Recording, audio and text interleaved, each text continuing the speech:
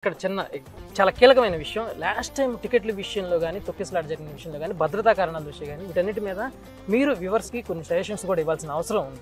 టికెట్ల విషయంలో కానీ భద్రత విషయంలో కానీ మీరు వ్యూవర్స్కి ఇక్కడ స్టేడియంకి వచ్చే వాళ్ళకి ఏం సజెస్ట్ చేస్తారు? దయచేసి మీరందరూ కూడా ఆన్లైన్లో టికెట్ ఎప్పుడు వస్తుందో ఆన్లైన్లో రెగ్యులర్ చేసుకోండి. మా సోషల్ మీడియాలో కానీ మా వెబ్సైట్లో కానీ ఎస్ఆర్హెచ్ వెబ్సైట్లో కానీ ఎస్ఆర్హెచ్ సోషల్ మీడియాలో డీటెయిల్స్ ఇస్తున్నాం.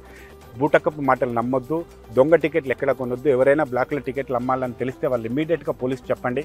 చాలామంది ఏం చేస్తున్నారంటే ఫేక్ టికెట్స్ ఇస్తున్నారు. ఇదంతా ఆన్లైన్ టికెటింగ్ కాబట్టి టికెట్ కొన్న రిసిప్ట్ని చూపిస్తూ వాళ్ళకి మల్టిపుల్ దాన్ని చేసి పంపిస్తున్నారు.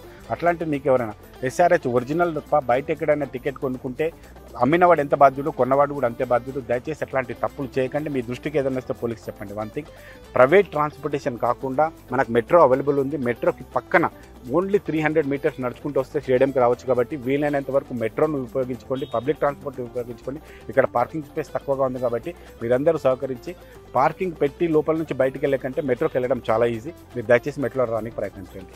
Thank you sir. Thank you అండి. Thank you.